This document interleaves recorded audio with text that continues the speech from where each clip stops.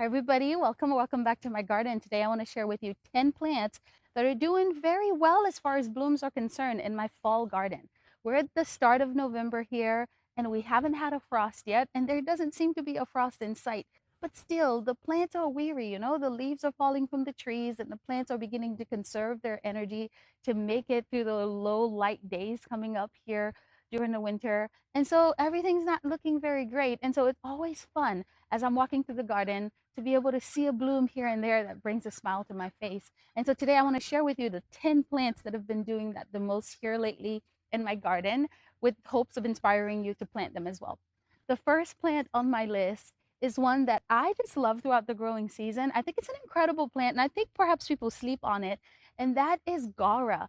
Gaura has like these beautiful little butterfly, like frilly blooms that are just so lovely. And once they start blooming sometime in June, they bloom consistently without ever needing to be cut back. A lot of perennials need to be cut back after they had their first flush so that they can flush back. I don't find that to be true with Gaura. The second plant on my list is one that I think we grow primarily because of its spring flush. At least it's true for me. Roses in the spring are absolutely stunning. Who can deny this? But I think you should plant roses because they reliably send up little individual shoots of bloom in the fall. This is only true if it's the reblooming kind of roses, right? My reblooming roses rebloom throughout the growing season and they have strong flushes throughout the growing season, but the main one is usually in the early spring. However, one of the reasons I just adore roses is because right now, as I'm walking throughout my garden, they all have an individual bloom here and there. And in the time of year where blooms are just so precious to have, I think it's incredible to have roses blooming. The third plant on my list is one that does something similar to the roses, and these are the Macrophylla hydrangeas. In the south here, we struggle with growing Macrophylla hydrangeas as well. And so there's a variety that most of us tend to buy that's called Endless Summer, and it's meant to take frost a lot better because those kind of hydrangeas don't tend to take off frost here well. I have a whole video explaining this, and so if I'm not doing a good job in this video explaining it, it's partially because it's not the point of this video. But the reblooming hydrangeas, which is what they are, they don't do so well actually reblooming throughout the summer here for me. What they do here is put on one last flush in autumn that's just beautiful. And I love having that purple color. I mean, typically we associate fall with the oranges and the yellows and the reds, the warm colors. And so I always appreciate any plant that's going to introduce some coolness to the garden. And the reblooming hydrangeas do a good job doing that for me here. The fourth plant on my list are dahlias. I feel like most of us, when we think of dahlias, because they're cut flowers, I think, we think that they are a summer blooming plant. I find that's not true at all here. It's not that my dahlias don't perform at all in the summer, but they're much happier when the weather is a little bit cool. And so if I can overwinter my dahlias successfully, they do very well at the end of May, early June here, before the weather gets crazy hot and humid. But then I feel like when they really show out is the autumn. Right as August comes around and September begins, the dahlias take off, okay? And so if you're going to grow a cut flower that is honestly, even if you treat it as something that performs well in your border and you don't plant it in a specific cut flower garden, it's worth growing dahlias because they are going to give you unbelievable color in the fall. I can't think of another annual that is typically the main flower in a flower arrangement that does as well as the dahlia does. Speaking of annuals, another one I have to put on this list, primarily because it's doing so well in my garden this year, are zinnias. I think sometimes we think of the lowly zinnia as being something not worth growing. Well, grow zinnias, okay? Because one, they're easy, and two, because they only take about like 30 to 40 days to come to maturity and start producing flowers. This means that you can plant many successions of zinnias throughout the growing season. And if you plan accordingly, you can plant a succession that's going to be absolutely beautiful for you in the fall.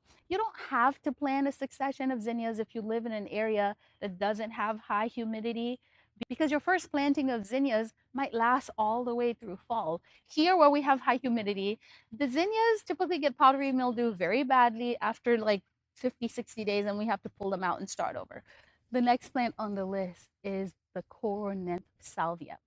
This is also called the hummingbird salvia because the hummingbirds love the salvia. The hummingbird loves the purple salvias. Typically, we talk about the black and blue salvia, but I'm telling you, this little pink salvia is the way to go. I plant the purple kind too, don't get me wrong. You can't go wrong with salvias, okay? Plant salvias. But I just want to introduce you to a whole new one.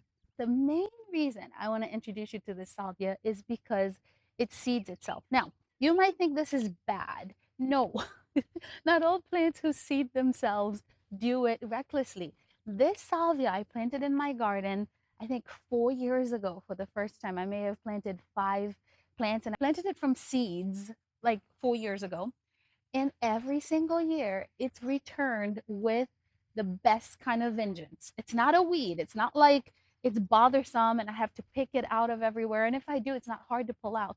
It just sort of like tucks itself in random little places in sun or shade. It's just quite beautiful to have around. And given the fact that the hummingbirds love it and it's not bothersome, plant Corinth salvia because right now in my garden at the start of November, it's going nuts. This plant was a little bit of a surprise because I'd grown it the last few years, but I always grew it as a spring crop, specifically a spring cut flower, because I just love the blue. That blue is unmatched. And, you know, especially in floral work, you're always looking for something unique. But I mean, I love it in the landscape as well. I had a whole little like sea of it in the spring garden. And I was very, very surprised to see that it had seeded itself and came back in the fall. And that is the annual forget me nots. There are two kinds of forget me not. There's a perennial forget me not, and then there's what's called the Chinese forget me not, which is annual. There's a pink variety and there's a blue variety. I've never grown the pink, but the blue has been so fun to see in my garden again in the fall. Can you imagine? I love sitting at that little bench in the picture that I'm showing you because I just like looking at them and playing with them. The seeds do want to stick to your clothes, and that's no fun because once the kids get into it, once they leave that area, they'll like be covered in seed pods. We don't want that. But otherwise, I just think it's been a sweet, fun little surprise. And I didn't have to do anything. I just kind of left it alone and it was just lovely. This would not be a fall plant list without the perennial mums. I have them on this list precisely because they're so popular. I feel like because they're so popular, people don't realize that they're actually perennials. Most people treat them as annuals. And so what happens is you go to the garden center and you buy a big, beautiful mum in a cute little like wicker basket and put it in your front porch. And as soon as Halloween's over, you throw it in the trash. Do not do that. Put them in your ground. They will come back for you reliably and will give you beautiful fall color in your landscape. This is what we want. Plant the perennial mums. Speaking of plants that reliably bloom for us, I couldn't make this list without including asters. I love asters because of that purple color. Listen, I'm here for any plant that's going to give me color that's not just the typical warm fall colors.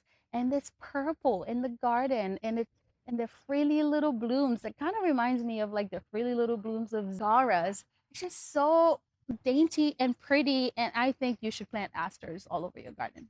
And lastly, this one's a little bit random because I think most people plant this because of the leaves and not so much because of the flowers. And I do too. I love the leaves of cannas. I mean, they're beautiful and big, and some of them are variegated, and some of them are red and are just lovely. But I think the blooms cannot be slept on, especially at a time of year where blooms are sparse. And so I have some red ones and I have some yellow ones, and they've been quite a little bit of joy here in the garden in the fall because they add to the chorus of color that I'm looking for here. We turn our yard into our own little happy place at home here in Zone 7B, Virginia. And if you're looking to do the same, to create a cozy little space where your family can relax and find refuge, I encourage you to watch this video where I share another tip with you for how to do that.